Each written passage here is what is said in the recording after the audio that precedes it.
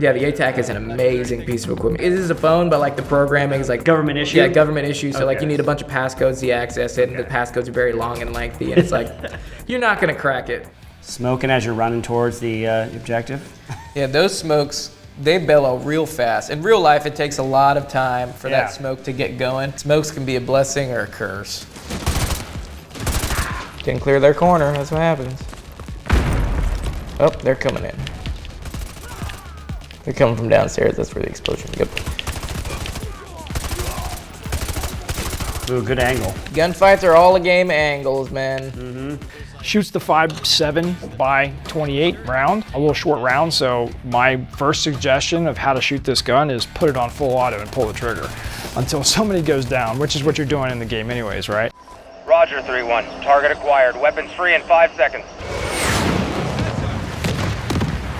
Yeah, look at that white phosphorus. Go. War crime. Woo! Damn. It's so pretty. Yeah, typically they wouldn't say like 5 seconds. There's splash calls, so when you call in a mission, you would get a splash, which is like, hey, if you're the observer for the fire mission, you need someone observing the effects on targets to where if you needed to make adjustments left or right or up and down, you could do so. So you would get a splash call over the net, they'd be like splash, and you'd repeat it back to them. And that's when you know, all right, get on binos or get ready to observe, and then you observe the shot, and then here it comes, and then you can do your calls. Some of them are just favored more than others, like, oh, we need a piston-driven system because the gas impingement system doesn't work anymore. I hate it, personally. I think if it's not broke, don't fix it. I think gas impingement is still a beautiful thing. I love running it in the game because it doesn't give me the realism of a real 416. Decontamination. Wait a minute, if these guys are all in MOP gear, what's BJ using? Wait, what's MOP gear? It's basically chemical protection. It's the gas mask. Right. It's a full setup that you could put on to protect against like chemical warfare or something like that. Mission-oriented protective posture. I'd be so sweaty in it. Yeah, really. It does not breathe at all. Looks like a sauna suit, yeah. Not very comfortable, but useful. We don't really carry that many bullets. Yeah, that's what I was gonna say, because in the game here, you got an infinite amount of rounds in your gun here. I was gonna ask you, what's like a combat load on your plane? I don't know how many bullets they were carrying in 1942, right? But that's all they had. All they had was the gun, so I'm sure they're carrying a bunch of bullets. We'll have actually like conservation mindset. So for a trigger squeeze, we'll have maybe about 5 seconds of trigger squeeze till you're out of bullets. So, oh my God. We have this suppressor mounted on an 870 platform, which is pretty much what you're gonna use in the Call of Duty. I know there's other shotguns out there, but these ones are not only the most iconic in the game, but widely used for target shooting and home defense. It's been battle tested, it's been proven. When you're doing a real condensed map and you're right in each other's face like Shipment or Rust, and you need something to just take out numerous dudes with one pump, you're gonna use a shotgun. Yeah, I tend to use a shotgun. Chaos. Chaos. That looks like a contractor Humvee. When I was in Iraq, they had contractors and they had Humvees and MRAPs, but they were always painted black. Oh, that's not good. Get out of that kill zone, bro. Yeah, that's a hard situation to be in. Your biggest goal at that point is get out of the kill zone. So like a lot of times in vehicle training, if like the front vehicle gets hit, slam that gas pedal, punch into the back of the truck in front of you, and just push it out of the kill zone. You gotta get off the X, yep. Just get off the X, and if I was me, I would smash the gas pedal and try to get underneath something and just try to drag everybody out until, you know, get men, weapons, and equipment up, and then figure out what we're gonna do next. Yep.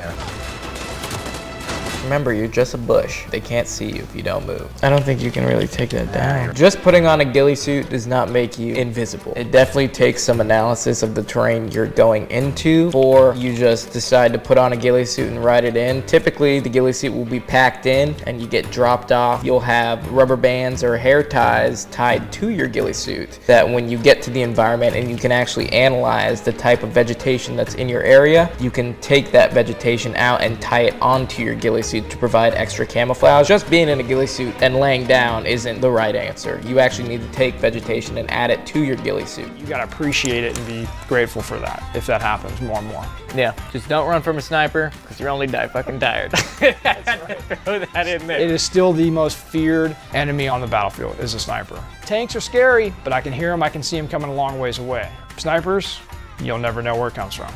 Oh, what is that? Is that a double shotgun? Oh, it is. The barrel rotates, so it's like a Gatling shotgun. Oh, that's got to be like, what, 15, 20 pounds in each hand? How hard would it be to fire with one shotgun in one hand? Oh my God. The recoil, it's too hard. Yeah, you got almost no control. It's hard enough to do one with two hands, but you got one with each hand? I would just do it at the shooting range, but I feel like that's too dangerous to even just try for fun. Right, yeah, just to try it out maybe, I don't know. That's interesting, because I know like from an infantry standpoint, it's like every time we're engaging targets, we're taught, center mass, always shoot center mass. Don't try to shoot penges, don't go for headshots because it's a smaller target. That's very interesting how you guys actually go for the cockpit versus the plane itself. I mean, it's a smaller target, but once you hit that, it's kind of like the T-zone here.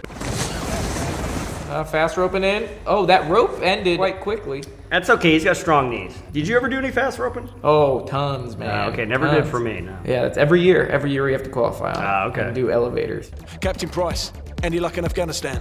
I love how he's just talking in his Peltor with just one single long whip on him, and he's talking to a dude in a different country. Let's take a look at his gear. Rolling chest rig, 3. He only has 2 magazines on him with 4 magazines. Let's see what you got, buddy. Oh, he's taking SSE. Look at that. He's taking pictures. So after pretty much we've established a foothold and gained control of an objective, we'll go into the next phase of the operation, which is SSE, which is pretty much gaining sensitive items and taking pictures, making sure all the weapons are accounted for. And this is actually a lengthy process or time-consuming process because you got to gather everything. You got to scrub every single room of the house. You need to make sketches of it. You need to take pictures of it. And everybody has a job. So typically team leaders are going to be in charge of the sketches and the pictures, and all the privates and all the tabs are going to basically rip these rooms apart and look for anything they can find to basically build a profile on the person we're going after. That way the CIA can actually charge them. The way night vision works is even if it's pitch dark, it's still going to be dark as shit in there. You're going to have trouble seeing. You ever hit something with your nods on? I got a nod right in the ball of my eye. Hit a tree branch, and that thing shoved right into my ball. I couldn't open my eye for about 20 minutes. I was just walking through the woods.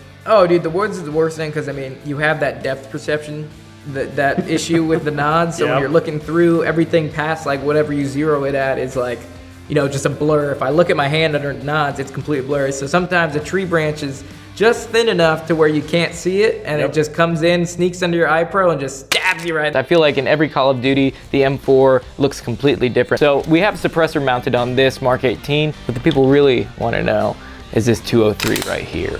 So you guys know this as a 203, right? 40mm grenade launcher, Mr. 40 Mike himself. So coming down to that clean house mission, you see Captain Price using this, you're given this in the beginning. Most of it's working under night vision, right? So I feel like this was the first game that really got it right as far as laser discipline. When you're coming up to engage the target, the laser comes off, and once either the threat is eliminated or there is no more threat, the laser comes back off. I don't understand, there's not really a formation going on, gentlemen. Yeah, they're kind of just like all they're scraggly bunched up, Yeah, typically types of formations during patrolling are dictated by terrains. You'd be surprised at what little visibility there can be out in the woods at night, especially if there's no moon. I've had guys in training situations that just walk right by me, like 2-3 feet away. Surprised they don't have any night vision on right now. Well, these are Marines, so they probably just Can't discovered afford it. night vision. Yes, they got one night vision between the whole platoon. Yeah. Hey, let me borrow that. A bolt action in an urban environment, I'm gonna try to post up somewhere just because that is gonna be, my follow-on shots are gonna take a lot longer to do just because I have to work that bolt action. And then also, I've limited ammo capacity. Yeah. In training we did what's called a hey-ho, which is high altitude, high opening. Yeah. You open high, but you have a lot of traveling distance that you can cover. You pretty much infill undetected with a parachute. Couple of miles, Yeah, you can get a couple miles distance on that thing. Now, when we did it out in Arizona for training, we had the wind against us. We were walking for a long time back to the drop zone.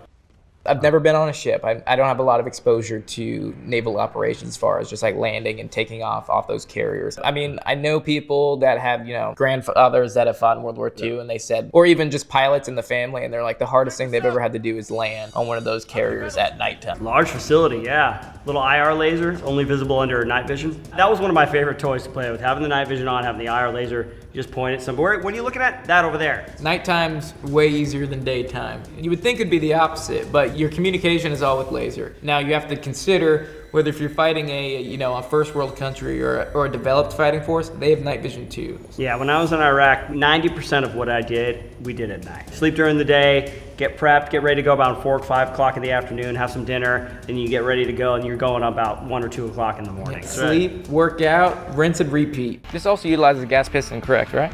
It's got a gas piston in it. Yes. Yeah, so I mean, this baby, no matter how many rounds I put through it, it was clean. Another good advantage of the piston system, especially this thing, because it's so chunky inside that it can run and run and run and run.